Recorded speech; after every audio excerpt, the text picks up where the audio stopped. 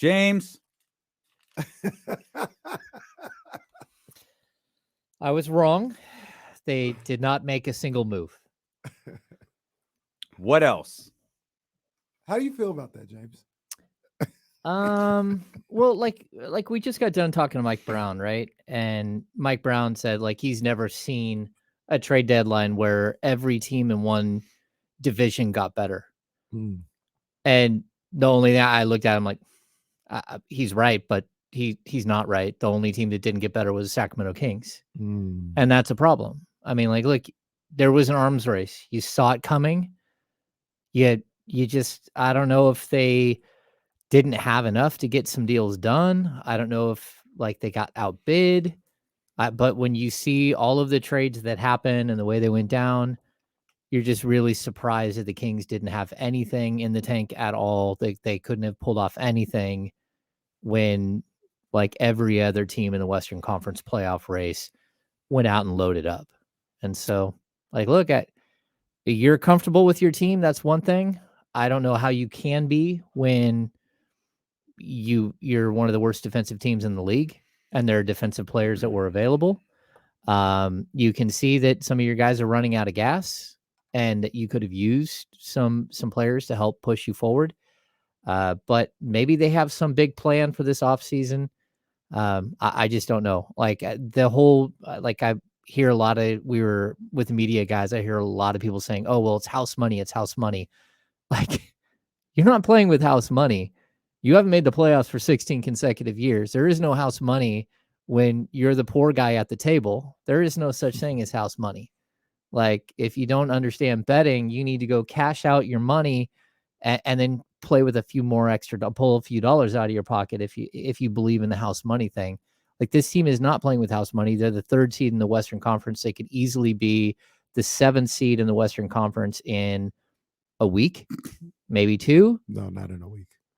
It won't be that long. Well, I mean, because of the All-Star break, yeah. But no, like, James, no, you're hanging on. Like the James, no, look, okay. James, the Pelicans lost 10 straight. Yep. And dropped to what, like 11th, 12th? You know where the Pelicans are now? They're 7th. Yeah. Like they lost 10 games in a row. I'm just telling you, you can say I'm being negative. You can say whatever. But all I'm saying is that the goal for this team is to not be in the play-in. Because if you're in the play-in, first of all, that is not the playoffs. It's not the playoffs. But secondly, if you're in the play-in this year, that could mean that you're going up against the Lakers. Okay. It could mean you're going up against the Golden State Warriors. It could mean you're going up against the Minnesota Timberwolves. And if you're not secure in your spot, if you're not a 6 seed, and you don't have your playoff spot secured, you can be 1 and done. You can be 2 and done. Like it's not a foregone conclusion that you're a playoff team. And so I get it. Some people say, well, maybe the deals weren't out there. Well, you see the deals now.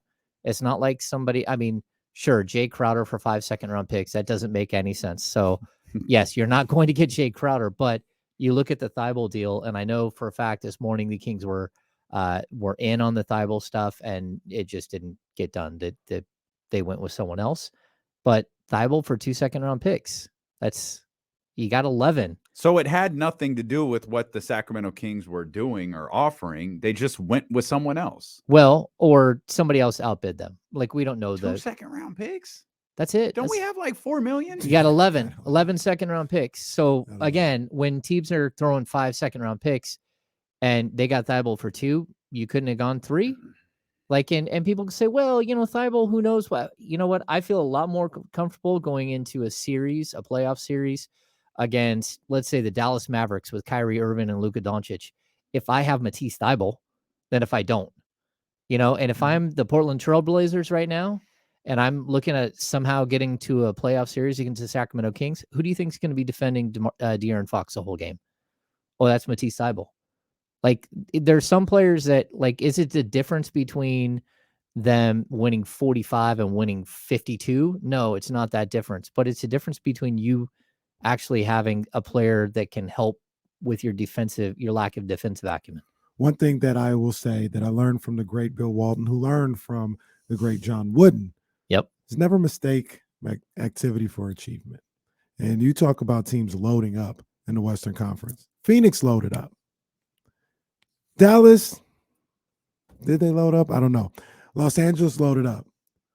Clippers, Los Angeles Clippers. Yeah. That's what I'm talking and about. Lakers. Clippers, and the Lakers got better. Loaded up. Like, Lakers going to make top 6 now? I They don't about know. to lose a game tonight.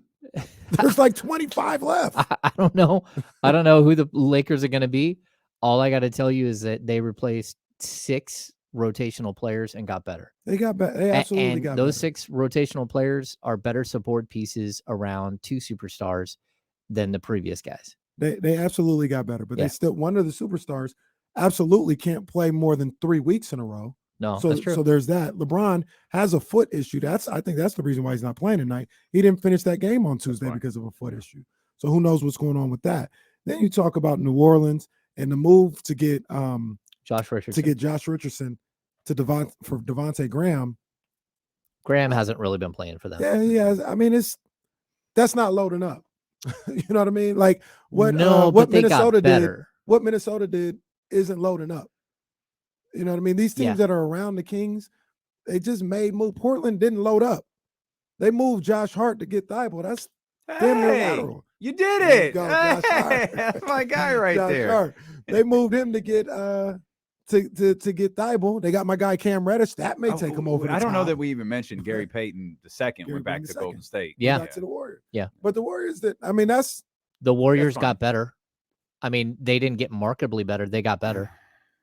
Okay. I mean, Gary that's Payton. but the whole point is these people ain't load up. They made a move. A lot They're of them scared of the Kings. They're well, scared. look, Who's guarding De'Aaron we Fox? joke- That's what they're asking. We joke each a other. little bit, but a lot of them made moves to keep up. The Warriors made moves to keep Well, up. Portland made moves to keep up. Yeah. I think they made moves because they feel like the conference is open. I'm not saying specifically the Kings. I know what you. Yeah. No, keep and up. to your point, that's what, like, the conference is wide open. Mhm. That's why these teams did this. They looked at him and went, man, we could go represent the Western Conference. All we got to do is make a couple of moves. New Orleans can represent the Western Conference going from Graham to But they, Richardson. but they might think that if Zion comes back and Brandon Ingram comes back, and they're looking like we might have a chance to do what Phoenix did a couple. They might have a chance with Zion and Ingram, not because they got Josh Richardson. That's my whole point. No, Like, I understand. These are moves just to kind of make a move to say we did something. Your move is getting Zion Williamson back. Let's pause. We'll come back. Matt George will join us, and it'll be a colossal battle of positivity and negativity. Just meeting Mega powers head to collide. head. It's the mega powers explode here. Next on Sacramento Sports Leader, Steelo and Casey, James Ham on ESPN 1320. Look at him out here with a short sleeve shirt. It's a beautiful day. It's It is very a beautiful nice day. outside. Beautiful Yeah, day. it's very, very And, nice. and I'll tell you, James Tyree, I'll pull this up. I wasn't disappointed that the Kings drafted Keegan Murray. I was disappointed that that's all they did on draft night.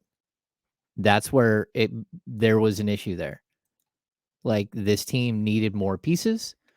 And, again, we can I like Keegan Murray. Oh boy. Here's the thing that I'll say about that.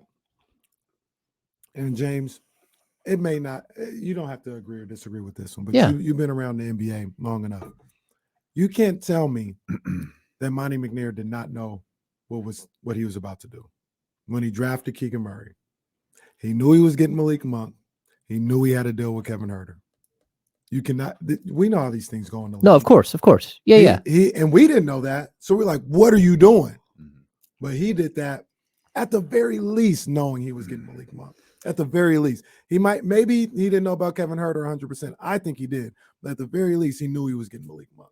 I totally agree. And my point would always be that you still should have been able to move back one spot and got more value for the pick and still selected the same guy. The team behind you knew exactly who he was taking. Everyone in the league knew who they were taking, who they wanted to take. You had the pick that should have got Jaden Ivey. You should have been able to get something out of Detroit, and you didn't.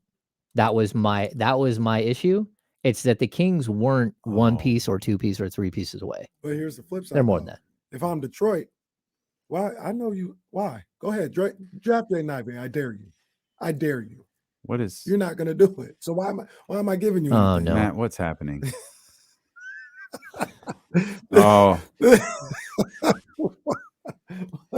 Yo, whose man's is this?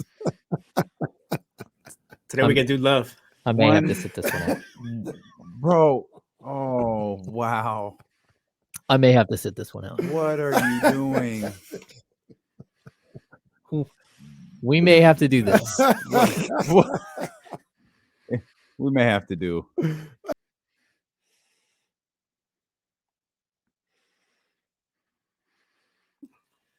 I don't think you have a shirt on. I don't think he does either. I think he's wearing a doily, Are you wearing like a quilt? a macrame. You're wearing Hey. like something your grandmother knitted. Hey, Matt, you're not gonna wear that on Friday, though. You're not gonna wear that on Friday to the Golden One Center. That's Kyle Kuzma to you, please. You ain't gonna. You only gonna wear that on Friday. I'll give You're you damn right. $2 for that on Friday. You're damn right. All right. You switch my arm. $2.50. This is your fault, Kenny Caraway. You hyped me up for this. He asked for 250. I said, I ain't giving you no 250. This is Kenny's fault. He hyped me up. He said, We're- Matt George, love you could pull off the Kyle Kuzma fit. I love it though. He I challenged love me, it. and I don't back down from a challenge. You're Although- never just gonna come on the show Dear again and be Lord. normal, are you? You guys Why? created a monster. Yeah.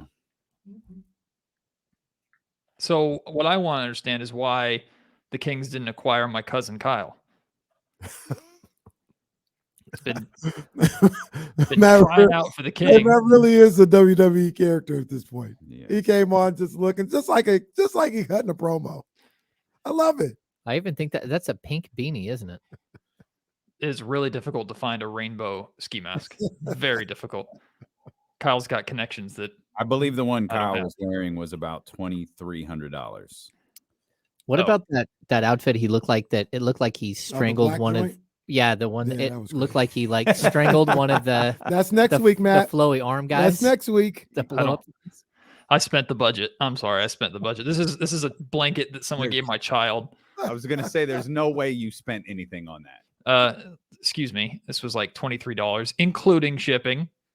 Matt Shiesty. This is KC's fault. Well, all right. I want you to know. Wow. Unbelievable. So let's have a serious discussion, all right? Yeah, I was gonna be like this will be an interesting Let's talk Have- Kings. have a serious discussion about the trade deadline. There's a good chance James just leaves. Like they just like forget. Yeah, this. there is. Y'all made me stop here for this. Matt makes my job so much easier for social when he comes on. He does. He makes Happy to help. Who was that? Nick Van Excellent in the chat. That's a good one. I ain't in the on Twitter. That's a good one. Well, the what was that Fat Albert character? Yeah. Oh, Yeah, that's what he looks like. Yeah. Mumbles? oh, What- yeah, that's what. Yeah.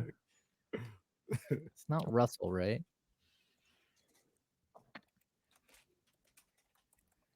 Yeah. This is where we are. This is it. This is what success looks like. I What- for one it appreciate it. Lush Matt. Mouth? It Great is. job. Great Thank job. you. Thank you, Casey. Did you appreciate my poetry? Why don't you interact with me on social media? That's what I want to know. I don't know. I don't know. I don't I interact comment with- on your stuff. I tag you and stuff. Nothing. Crickets. Okay, Matthew. Yeah, right. Be serious. Hang on, Matt.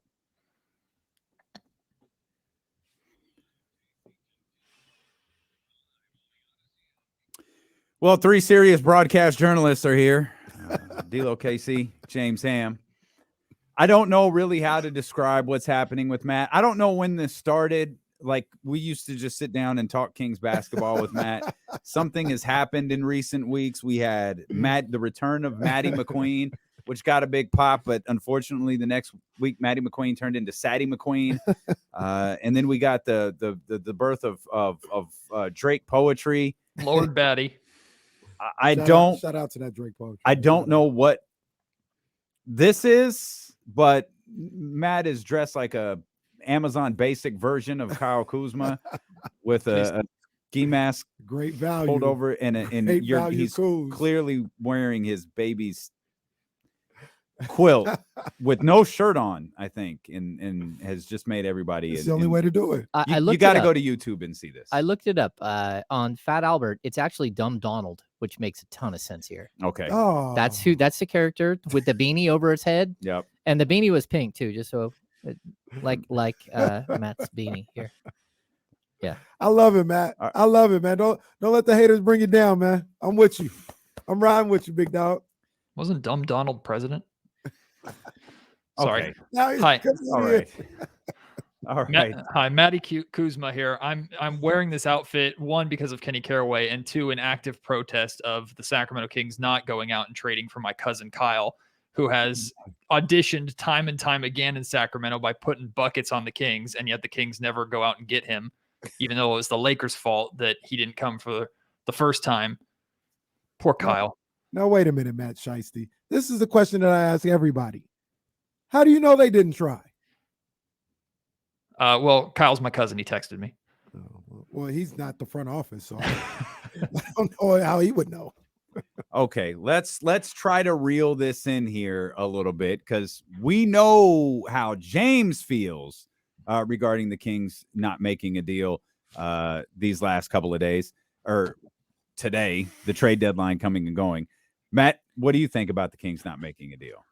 I think it's totally fine. In fact, I think it's 100% what I expected. I mean, my expectation for the last couple of weeks, and I've said it on Locked On Kings for the past couple of weeks, is I expect this team to either make very minor moves, which Edwards is an extremely minor move, or stay put. And on trade deadline day, they stay put. I understand that this Kings team clearly has holes, and in no way am I saying, or is Monty McNair thinking, that this Kings team is perfect as is.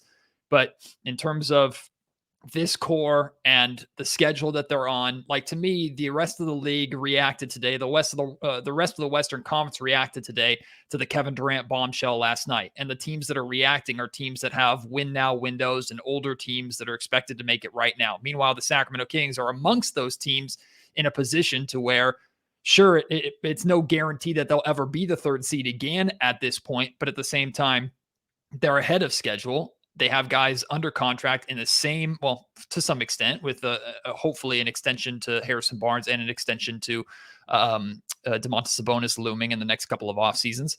And in addition to that, like, they're all in the same age timeline and everything. So the Kings are ahead of schedule. And while other teams I felt had to react and had to kind of panic by the Suns forcefully inserting themselves into the Western Conference Finals and maybe NBA Finals sweepstakes, the Kings are in a position to where they can sit comfortably knowing that this core has gotten them this far, and any addition that they were going to make today was a 7th, 8th man in the rotation that sure would have helped, especially with bolstering depth, maybe saving De'Aaron's legs and saving Domantas Sabonis' legs a little bit and improving the defense, minor adjustments, minor improvements, things like that.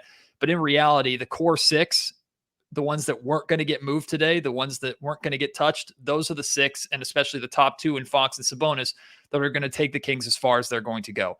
So I expected a very underwhelming day, and I expected Kings fans to not necessarily overreact, but be a little disappointed compared to what the rest of the league would do, because with the West being in such a tight race, I expected fireworks, and we got it outside of Sacramento, which I thought was necessary. You know, Matt and James as well, Damien as well. One of the things I feel gets lost in all of this when you talk about the Sacramento Kings is maybe I'm a one-man wolf pack, but I think the Kings are pretty damn good. Yeah, they are. Like, I think they're a good team. You know what I mean? And they're a team that's 8 games over 500 for a reason, and that doesn't mean they're flawless or they're without any type of holes in the roster, but I think they're a good team as is. And when we talk about, like, it's got to get guys to come in and save the legs of Sabonis and Fox and things of that nature. To me, that time was December and January. That time's over. We're going to come back from the All-Star break, and it's a sprint to try and make the playoffs. And Domantas and Fox are going to be playing their 35 minutes a night. Like that, the time to save their legs, that's over. It's time to get the job done now. So when you get to talking about the trade deadline and who you would bring in, if there was a deal there to be made and somebody was there to do it, which it's all good. I'm not against the deal, but I also I also look at this situation as they have a good team, and if you're worried about saving legs, that time's over. It's time to bring this thing on home. Well, I see Joseph Thomas in the chat, and this is something that I've interacted with a lot today, saying Matt continues to be way too confident in this team. They haven't given me a reason not to be. I mean, you look at the situation they're in. I know there are inefficiencies with this team. There are clear holes. You don't have to be a genius to recognize that. But at the same time, this Sacramento Kings team has avoided skids that almost every other one of these teams in the Western Conference have been on. They have not lost more than 2 consecutive games since November. They continue to respond. They overcome adversity. They had a horrible shooting stretch during this road trip, had 2 games without their star in De'Aaron Fox, still went 4-3. The 6-game road trip earlier in the season, went through adversity during that trip, still came home 3rd-3. This team has shown a consistent ability to respond and win in different ways. This team has shown me more reason to believe in them this year than to not believe in them based off of the last 16 years of maybe our wounded expectations as Kings fans. That has nothing to do with this Kings team. This Kings team has consistently showed me, as constructed, they are capable of remaining where they're at. And the West was always going to be difficult. It was never going to be easy for the Kings to close this out. There were always going to be teams biting at the ankles of the Kings because the Kings are the least experienced team out of this bunch. The addition of Kevin Durant, damn right, makes it harder. The addition of Kyrie Irving, you're damn right, it makes it harder. But this is the experience that you want this team to get. So they're either going to learn how to win and be successful and maintain this spot, which I think they will maintain a top 6 seed, maybe not top 3 or top 4 in home court advantage, but top 6 seed is the goal. I think they will do that. Or they're going to fail trying and learn from that experience and hopefully come back an even better team next year. It's my belief that this experience plus playoff experience and probably a playoff loss is what this Kings team needs to help make that jump to the next level. That the core is what needs to establish or what needs to experience that, not Matisse Thybulle or Richardson or whoever, insert name here, depth guy that Monty McNair might have acquired. James. Yeah, I mean, I get what you're saying. I'll just say, like, this team is 24th in the league in defensive rating. They are absolutely atrocious. That's not playoff basketball, and it's not the final 25 games of the season basketball either. Like, they know. Mike Brown talked about it today. The game changes after the All-Star break. Yeah. This is when the real teams come out and play, and the teams that don't understand that get thumped. And like Mike said that? Yeah, he said today, he said, like, look, after the All-Star game, this is when the playoffs really start. This is when it starts. This is based on what? Based on, like, every year that you're in the league, you watch teams come into the, like, that last 25 games is always difficult. It's where teams look at, like, Dave Yeager's 39 win team, right? What were they after the All-Star break? They were so far under 500. Like, they just got thumped. They also couldn't play in the half court, though. Well, I mean, yeah, but they were great the whole first half of the season. It didn't matter whether they played in the half court or not. Well, because they ran people out of gyms, but Dave Yeager was also consistent in saying that team didn't know enough to run more than basic plays. That's a problem. This team is way more advanced than that. That team also didn't know how to play defense at all. And this team, just like this team, doesn't know how to play defense. Like, that's the problem. Like, and so, well, I agree that, like, you know, they're still probably going to be in the playoff picture. Like, there is potential for them because I don't believe the play-in is the playoffs. And I don't think the league counts the play-in as the playoffs either. If you can't avoid the 7 seed, you're going to be in trouble. And again, this team doesn't have the experience. Who is it that was it Cleveland that got bounced? Who was it? Charlotte, the last 2 years that made it to the play-in and got bounced, right? Mm-hmm. That's what you're trying to avoid if you're the Kings. And to be honest, I just don't think they did enough. Like, this team is fun. They have clear holes. They have, their rotation might end at 7 guys, 8 guys at the most, and then they have clear holes. And it's not like we're talking about something we didn't talk about 2 weeks ago or 3 months ago. Still the same holes. And you know that they're there. I mean, Mike is doing patchwork stuff to get the team through. So, I mean, I get it. At the same time, like, I hear people, the buyout market. Maybe the Kings will jump into the buyout market. It's like, when has a buyout player ever come to Sacramento? When do they, like, get out of a contract with the team that they're with and go, I'm going to go play for the Kings? It's never happened. So I get it. But at the same time, maybe this year is different. Maybe I am slightly jaded, but we got a lot of things to talk about here. And you can even, like you opened up, Matt, by mentioning that Harrison Barnes will get an extension. Harrison Barnes may leave this summer. And so we can't say that this team is on the rise or they're way ahead of schedule. No, they're 15 years behind schedule. They're just catching up to where they should have been many times before. Where can I see this schedule you two speak of? Is it posted somewhere? Is there a magnet that I could put on my refrigerator? Yeah, I'm just saying, like you can't just shirk off the 3 seed. Say, oh, well, we don't really belong at the 3 seed, so it's okay if we fall a couple of spots. No, you're in it. Like you're in it, like every other team is in it. Why do people think that the Kings can't be someone who goes out and trades for somebody at the trade deadline? And they're in it because of the guys they have, and the guys that are in it are fully confident that they can maintain that. Like I also don't think that it's fair to the guys that have done it all year long. All year long, they've answered every bell. We've come in here on every Monday, Thursday, Wednesday, Friday, whatever, and said, "Yo, this stretch right here, they've got to get it done, or else I can't take them seriously." Every time they get it done. And they are probably looking at this situation as they didn't make a move. Thank you. I love my teammates. Let's go finish what we started. We're good enough. Like I don't know where they're going to be 3, 4, 5, or 6, or even 7 or 8, but I know this team doesn't lack confidence, and I know it's a good team. It's a good ball club. They've done their work early where they're 8 games over 500, where there's been a couple of numbers going on right now. I talk all the time. Finish the season on a 500 record for the rest of the season. And what these other teams have to do to beat the other teams, to like beat them if the Kings play 500 basketball, are like 18-9 to finish the season. Like they've got to play pretty damn good if the Kings are just average. And they've done that because of the buffer that they've created at this point, up until this point into the season. I would say that the top 7, 8 players, sure. The rest of the team, like there comes a point where you owe it to the players that are actually playing, that are actually carrying the load, that the guys that Sabonis is playing so many minutes, Fox is playing so many minutes.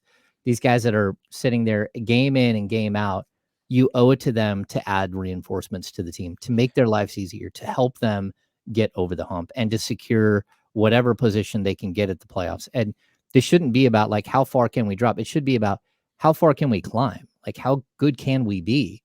And I think we're limiting how good the Kings can be by saying, well, they're not there yet. So it's fine that they do nothing at this trade deadline when everyone else in not only their division, but everyone else vying for a Western Conference playoff spot did something to get better. So my question is, though, why are we looking at this with the expectation that the Kings are going to drop when the Kings are closer to the 2nd seed than they are to the play-in picture, to 7, 8, 9, 10 or 2 games? But okay, but they're still, that's still the situation. Like they're Yeah. still closer. They're in this position. They're 8 games over 500. We're well over 50 games into the season. No matter what, it was going to be a fight at the end of the season. I just don't understand what adding an 8th or 9th man to the rotation is going to do. You think that's going to fix your defensive rating? I think Matisse Thybulle would have helped defensively, absolutely. But is he going to replace Davion, or is he going to replace Malik Monk in the rotation? And if so, that's 12 minutes a night. I mean, we're not talking about someone who's going to come in and take a starting spot and play a significant role, who is going to completely change the way the Sacramento Kings play. It's still on the core players who are learning how to play defense and, quite frankly, not good at playing defense, to figure things out throughout the rest of the season. I think that's like my main point is it was always going to be on the untouchable,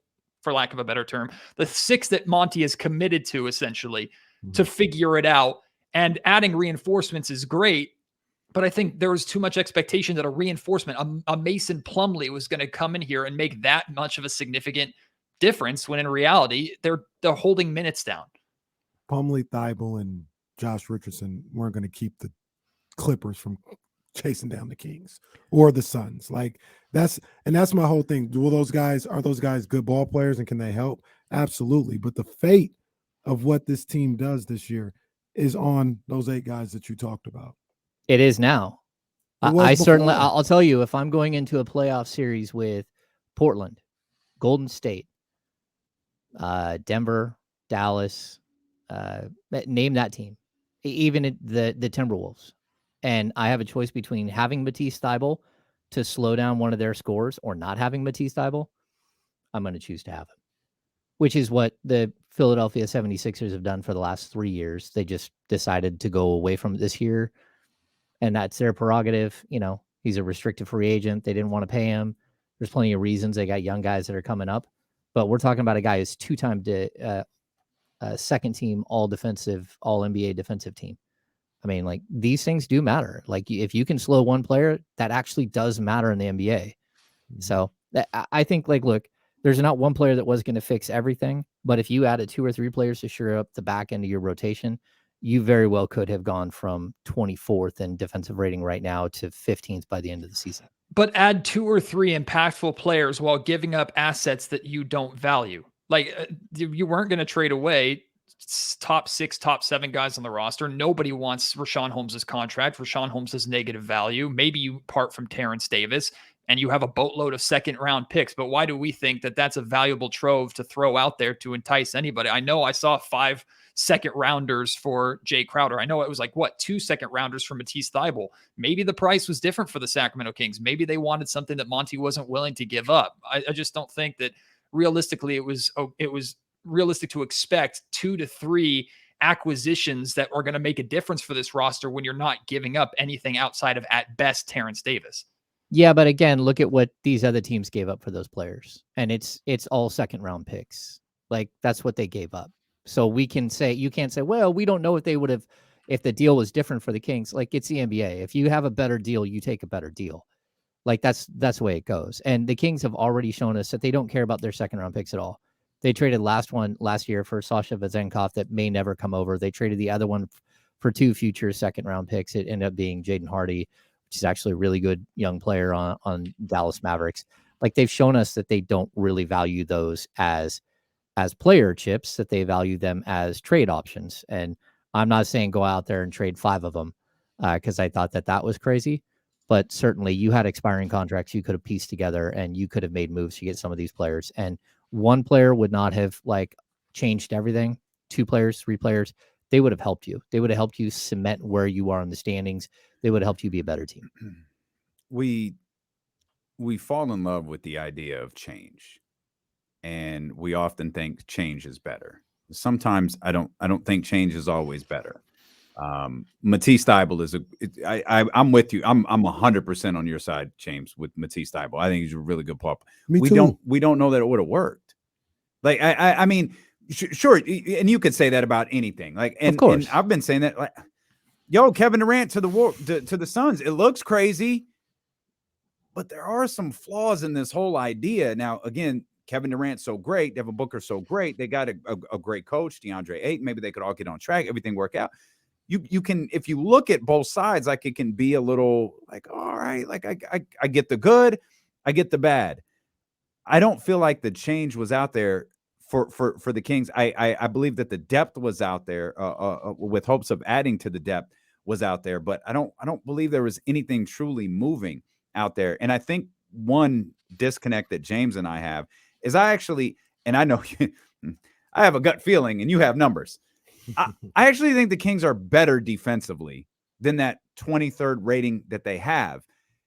Why they don't consistently play better than that, I'm not sure. But we see it, and we've talked about it. The glimpses. Well, if basketball really does change after the All-Star break, then we need to see longer doses of those glimpses. Those glimpses need to be full-on looks. Like, they need to go out longer, because clearly, if we're talking, Matt was talking about this a minute ago, a vote of confidence from this front office to that roster. Okay, you're going to have to reward that vote of confidence with what we saw in the defensive end against Minnesota and against San Antonio. That's what we're going to need to see, because what we saw yesterday, which we barely got to talk about, but what we saw yesterday, hey, we'll take the win. That was trash.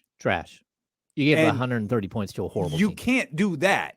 So, hey, we're all here. Everybody feel good? I know you tweeted today that Monty and Wes were at practice. Hey, I believe in you guys. You're going to have to reward me for that and not give up 130 the next time we play one of the worst teams in the league.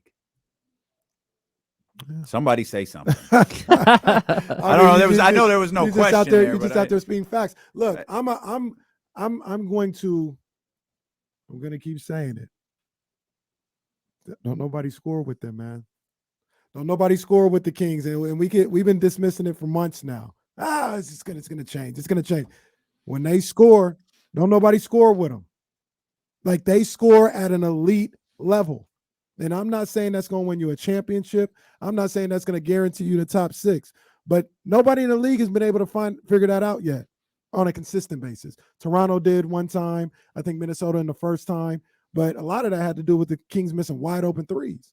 Like, no, but when this team scores, when they get 115 or more, they rarely ever lose because teams can't score with them. And it's not even like 5 times at this point. It's like 30 games where they scored 115 or more, and they're like 28-6 or something like that. Yeah, but the worst team in basketball just scored with them last night, and the only reason they won is because Eric Gordon clearly didn't.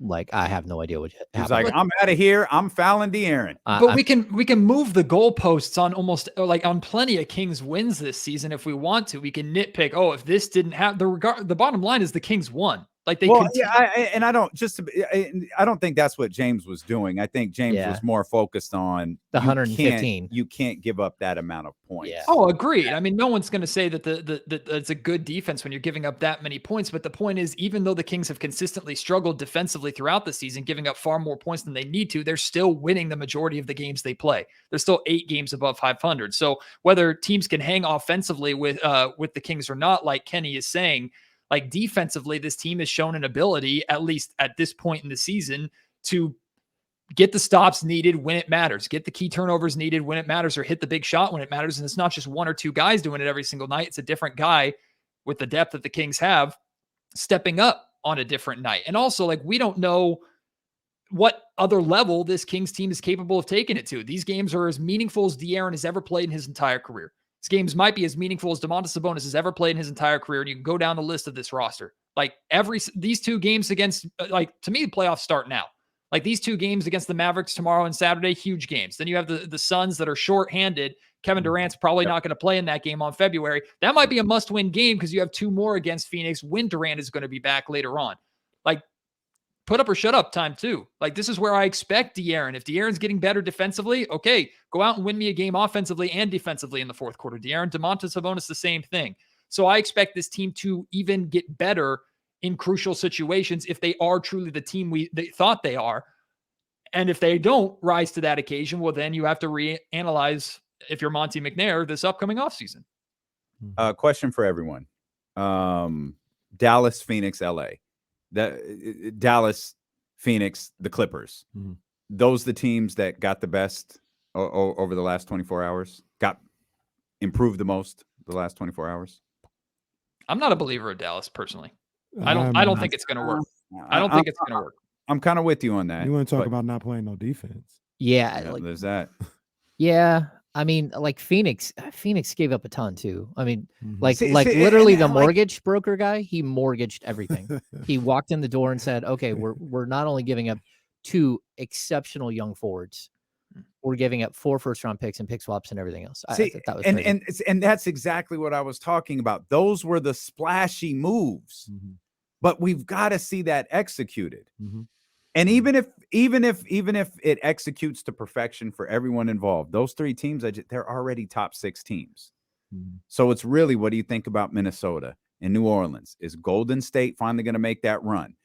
These are teams at Portland. These are teams that haven't done that yet. No, I mean, even the Lakers. But and the Lakers, again, the Lakers got the Bucks tonight with nobody. Oh yeah.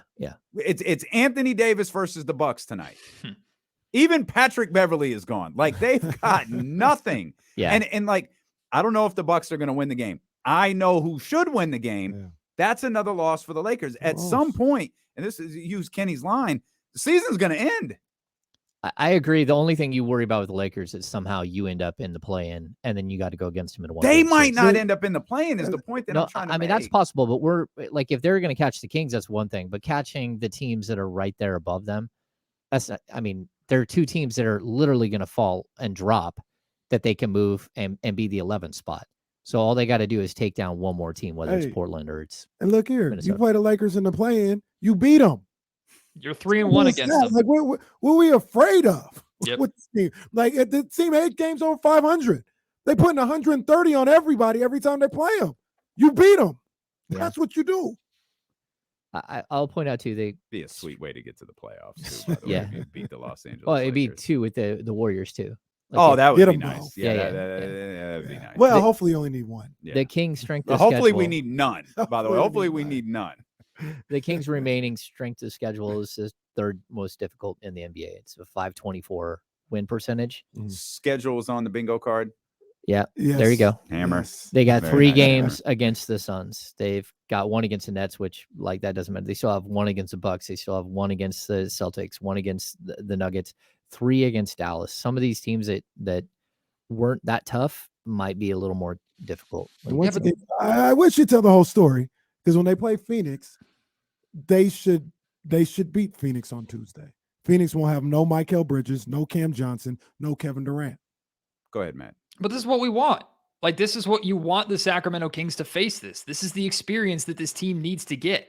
Like, this is what you want. I mean, a clear path to the playoffs, no matter the circumstances, was never going to be easy. Like, it just never was going to be. There was going to be some team that either made a big move at the trade deadline, or multiple teams like we saw, or teams that have had the experience and have the experience before that were going to put pressure on the Sacramento Kings and be biting at the heels, so that even the Kings have to be worried on a night when they're not playing a Western Conference team that if they lose, they're gonna lose ground. Like, that's the reality of the situation. That's the experience that this Kings team needs to get to. I agree with Kenny 100%. What are you afraid of? You've gotten this far as a group. You believe in each other. You believe in what you're doing. You know you have inefficiencies. Everybody else knows you have inefficiencies. Everybody else also knows that you can put up 130 to 140 points on them on any given night if the ball's dropping. Plus, if you get to the 4th quarter and it's a close game, you can't stay in front of De'Aaron Fox, even if your name is Matisse Thybulle. Like, De'Aaron can get anywhere he wants on the floor in the 4th quarter. Nothing anybody can do to stop him, in my opinion, at this point in time. So the Sacramento Kings, as of right now, should have all confidence that if they slide, it's going to be minor. And then all these games, all these tests, they're going to be ready to meet it. Like, and that's why I think Monty McNair is right in having that faith in this roster to not make any kind of drastic move or the wrong minor move to try and change their positioning. What are you afraid of? I can tell you this, like, the San Francisco 49ers were a really fun team this year. They're really good. They became a great team when they went and got Christian McCaffrey. And Christian McCaffrey wasn't available for the Kings. They're also a There was no super. Christian McCaffrey to get. we're not Christian sure that McCaffrey is one of the best players in the league. You we're weren't not getting one of the best players in the league for the Sacramento Kings. we're not sure that that's the case, because there were great players that got moved all over the place. Well, we're also talking about a team that has win now expectations Really versus a team in Sacramento that's chilling, like a team that's on the right path.